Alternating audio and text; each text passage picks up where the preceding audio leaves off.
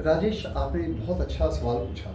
ये हमारी constitutional framework के अंदर ही एक ऐसा एक आर्टिकल है जिसकी वजह से जो आपको तकलीफ महसूस हो रही है और जो इसका एक्सपेरिमेंट कर रहे हैं वो इस कॉन्स्टिट्यूशन में उसको ताकत देता है।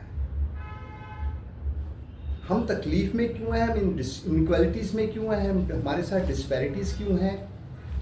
मैं थोड़ा सा इसको पीछे लेकर चलता हूँ। People are not aware of, एक है प्रेसिडेंट्स कमीशन और दूसरी है गेस्टेड कमीशन, गेस्टेड ऑफिसर्स। जो प्रेसिडेंट्स कमीशन है, प्रेसिडेंट की जो कमीशन है, ये स्ट्रेट वे जब ब्रिटिशर्स अपने टाइम पर रूल करते थे तो जो उनके ऑफिसर्स हमें कमांड करते थे वो क्राउन की पावर डायरेक्ट कमीशन ऑफिसर्स को देते थे। Sir, that was the power of president commission officers during Britishers time. Act वही चल रहा है 1935 के बाद। 1950 में हमारा एक्ट आ गया, आर्मी एक्ट या एयरफोर्स एक्ट या नेवल एक्ट। उसी के बाद में उसी को हमने रिफॉर्म करते हुए आगे चलते रहे। हमने एक्ट तो पूरा का पूरा वैसे ही उठा लिया। The power of that commission officer was from the crown of the Britishers. Crown mean directly the king, queen. जी sir. But when we became independent India, the commission officers का जो सबसे जिसको हम सुप्रीम कमांडर कहते हैं, for crown read president. Sir, जब वो वहां पर कर दिया तो now whatever power the president of this nation has, same power के साथ, उस अथॉरिटीज के साथ ये कमीशन ऑफिसर्स आगे से चल रहे हैं। Sir, now I do not have to, मैं आपको एक्सप्लेन नहीं करूंगा कि how much power does the president of India have. I leave it to you and your viewers to decide, right. But इसी कॉन्स्टिट्यूशन के अंदर एक ऑर्गेनाइजेशन है, एक आर्टिकल है 33 कि कॉन्स्टिट्यूशन में लिखा गया कि आर्टिकल 33 के मुताबिक आप अपनी एक ऐसी ऑर्गेनाइजेशंस क्रिएट करेंगे for the safety and security of the country, in the interest of the nation की सिक्योरिटी के लिए, जिसके अंदर कि आपके फंडामेंटल राइट्स जो हैं वो रिस्ट्रिक्टेड होंगे। ओके। आर्टिकल 33 पढ़ लीजिए।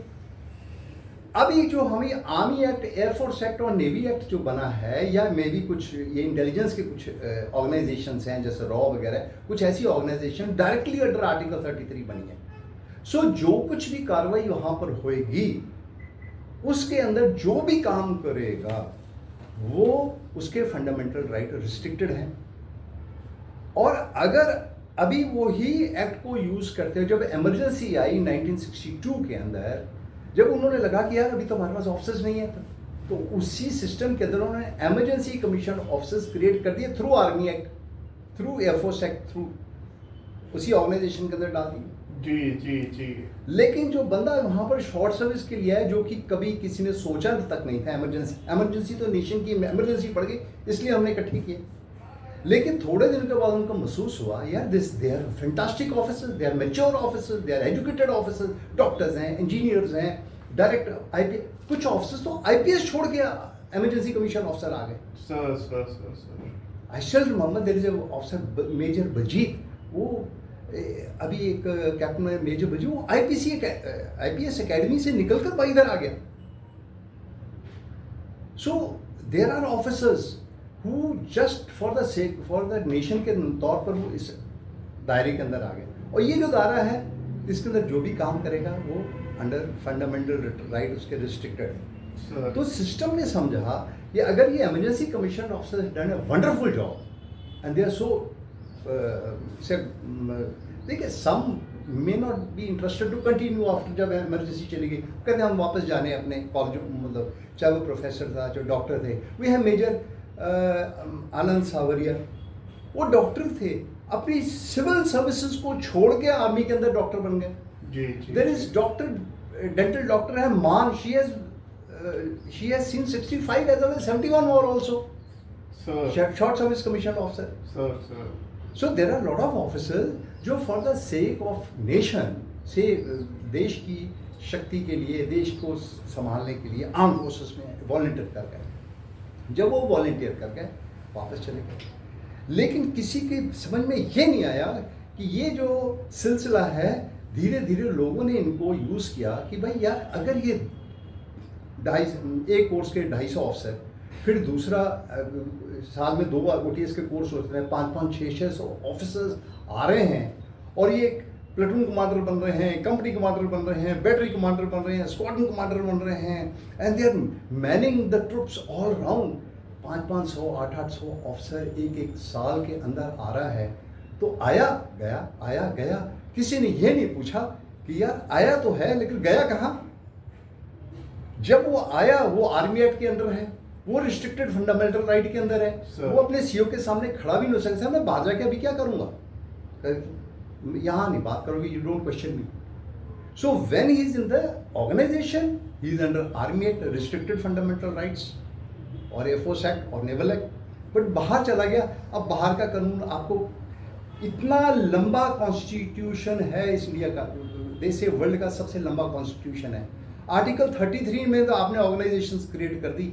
तो हमारे कॉन्स्टिट्यूशन के अंदर इतने लार्ज जो बना हुआ है, एक भी पैराग्राफ नहीं है या एक भी आर्टिकल नहीं है या ऐसे किसी भी स्टेट के अंदर कोई रूल नहीं है या लॉ नहीं है कि हमने ये जो लोग हैं जो रिस्ट्रिक्टेड फंडामेंटल राइट के अंदर एक अपनी ज़िंदगी दे के आते हैं, जब बाहर आते हैं तो इनके लिए क्या कानून बनना चाहिए।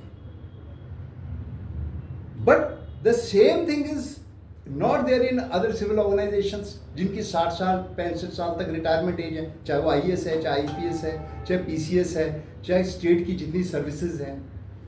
So when you see the complete constitution we will realize that those who serve in armed forces, they work in a restricted environment, restricted fundamental right environment.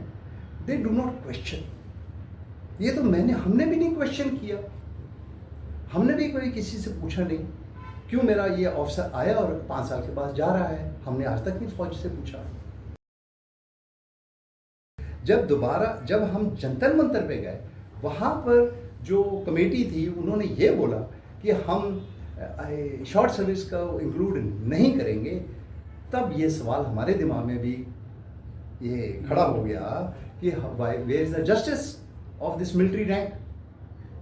So it is a constitutional problem also, it is an organizational problem also of restricted fundamental rights in armed forces vis-a-vis with other civil organizations. And there is no provision, there is no law, there is no system in which these people जो अपनी एक ज़िंदगी बिता के आते हैं restricted fundamental right के environment में, जब वो बाहर सिविल में आते हैं उनको हमने कैसे और प्रिविलेज करना है।